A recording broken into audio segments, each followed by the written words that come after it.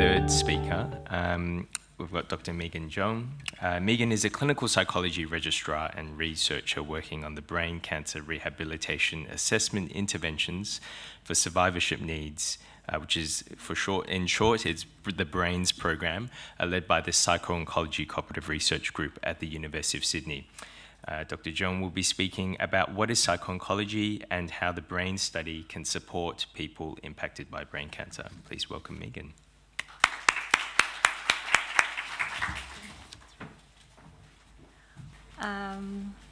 Yes, hi everybody.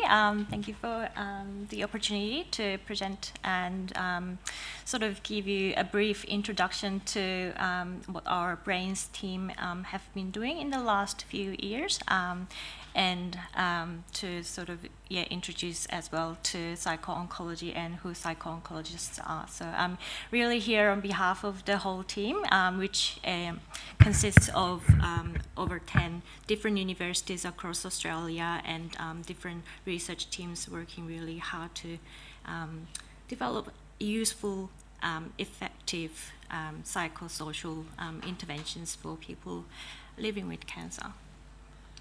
So this program is funded by MRFF, Australian Brain Cancer Mission. And cancer diagnosis and adjusting to a life living with cancer bring about a whole range of changes, and it really impacts the person's sense of well-being. So it is, cancer care is definitely evolving around the medical care, good quality medical care, but it is also very important not to forget other factors, which include this well-being and emotional, social, and also physical aspects of the cancer experience for both patients and carers. So we understand that distress is very common with the cancer diagnosis, and as people are sort of adjusting to their new normal living with cancer. And especially with brain cancer, this distress level can be really high at the diagnosis, and it can fluctuate over time, but majority of people will come to a manageable level of distress over time, but definitely multiple factors can contribute to the level of distress. So it is very important to monitor the level of distress before it gets to a level that is too high and people end up in a crisis situation. And existential concerns generated by a cancer diagnosis and the cancer impact on psychosocial and body functioning also makes some people more vulnerable to more serious psychological issues even after the acute treatment phase. So it can persist into the survivorship, and it can really impact the living as the whole. Some people may develop some traumatic responses to cancer treatment and like sort of coming back to the clinic visits. And there's also data suggesting there's a high sort of elevated risk of suicide even in some cancer patients, which is really sad. So it is definitely very important to consider the level of distress and the psychosocial factors while we are sort of planning the good care for patients and carers as well. So what is psycho-oncology and who we psycho-oncologists are? Psycho-oncology is concerned with individuals' experience with cancer beyond medical treatment and across the trajectory, the whole trajectory, including at diagnosis, during acute treatment, and while patients and carers are transitioning to and during survivorship, as well as they're approaching end of life. So it is really looking at the cancer experience for people in a holistic way. So physical, psychological, social, and behavioral aspects of cancer experience are considered and incorporated into their cancer care. And so like the right support is provided at the time that is most needed for people. And psycho-oncologists are multidisciplinary multidisciplinary staff members, and it includes psychologists, social workers, psychiatrists, nurses, and researchers, and also care coordinators like Marina, who plays the central role. And we aim to identify and address common issues and to really promote the quality of life. And we do that through research and developing educational and support programs, as well as developing clinical programs that clinicians can adopt. And so some of us also provide direct counselling and psychosocial interventions to the patients and carers in some settings. So we Brains, as a research team, have been developing a program of research to really understand the common issues that come with brain cancer. And we've identified like common problems with in the emotional, cognitive, and physical domains.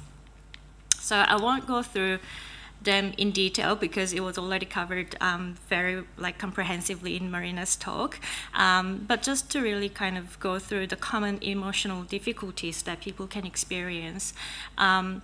As I said, feeling distressed and overwhelmed is very, very common, and it can sort of fluctuate. So it can come up and go away, and then it will come up again. And there's this element of uncertainty. So we never can. It's sort of the feeling that you never can't really plan for things, and there's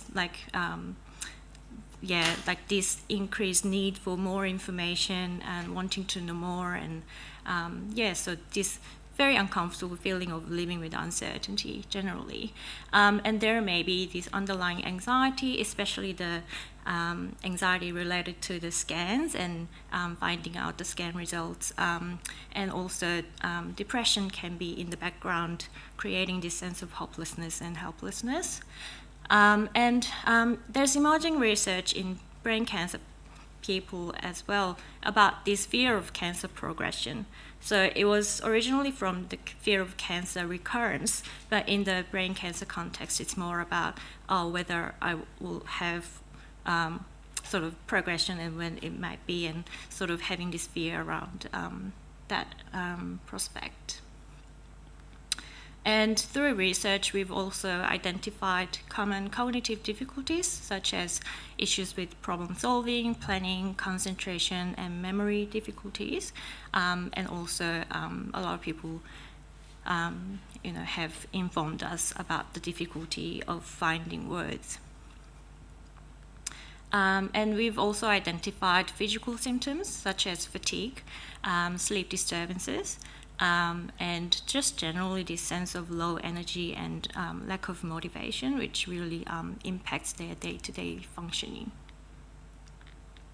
And we also support carers through research, and we recognize that many carers experience distress and uncertainty, and there's this additional element of the need to play the protector role for the patient and family members while they're juggling to make difficult decisions which they may never have made in their life, and wanting to know more, and sort of feeling like they're losing social support, but also thinking, I am really sad and I feel like I need help, but it's never the best time for them to seek help for themselves. So there's a mixture of elements going on in the carer's mind that can contribute to the level of distress and later on developing more serious psychological issues.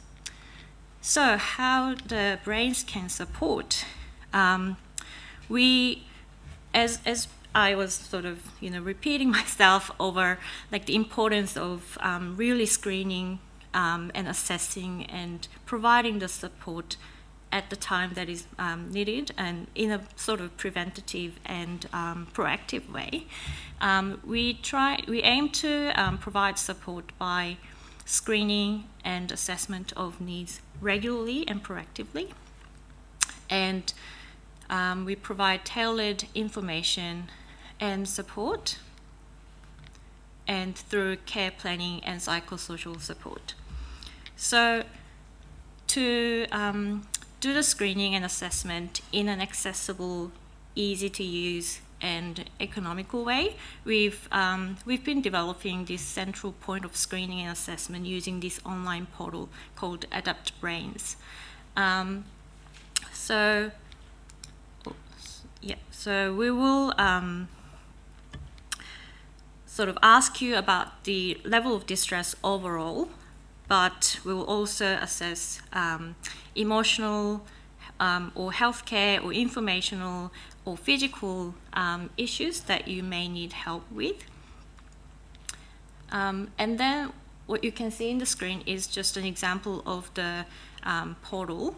And this is actually the view that a healthcare professional can see once you've completed the questionnaire. So they will get an alert, like, so this patient has completed the screener.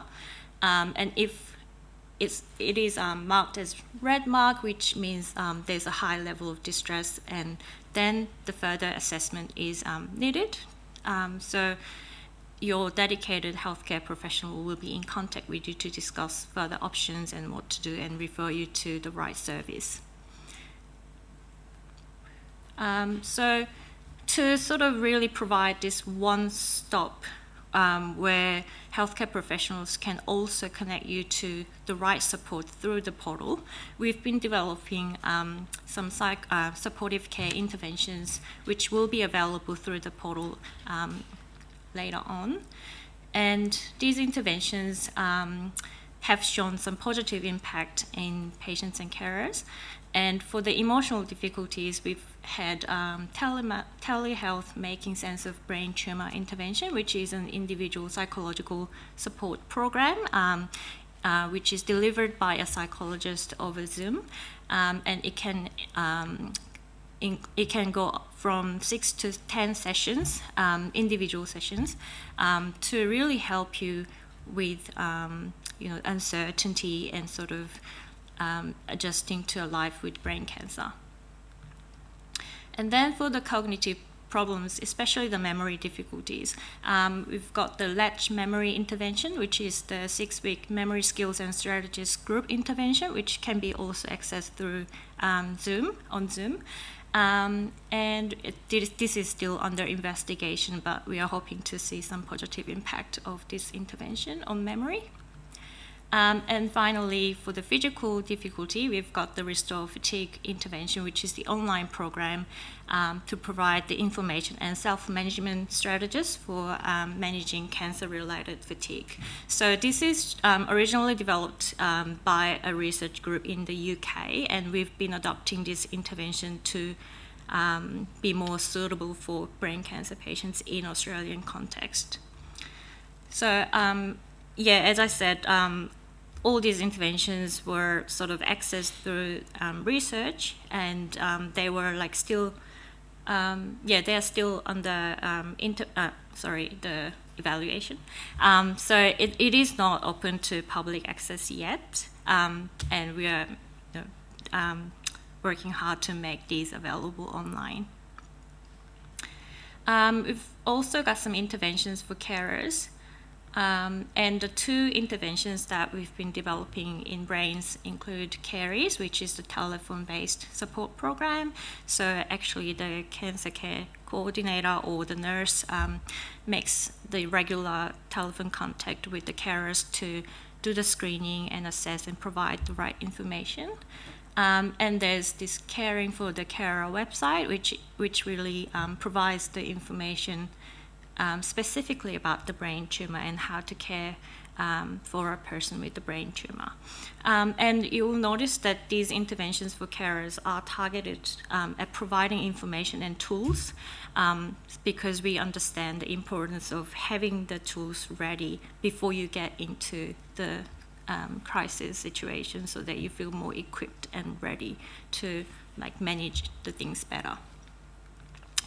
While we are working still really hard to make those available, there are other psychosocial support for patients and carers around. So definitely the oncology psychologists and social workers are accessible through cancer centres, but they are usually part of the multidisciplinary care team for the patient, so they may have greater capacity for patients' care rather than carers.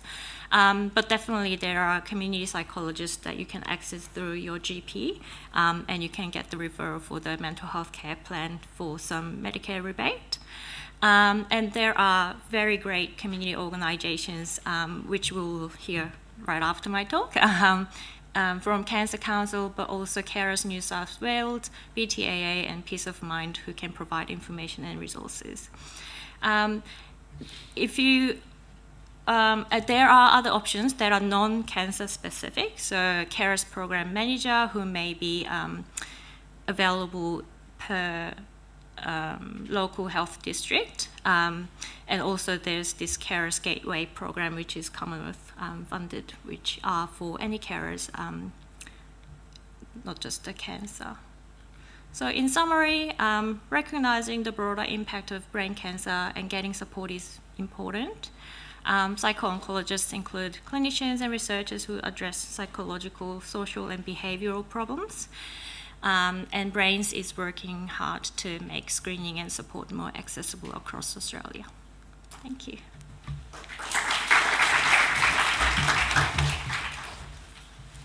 Thanks, Megan. Are there any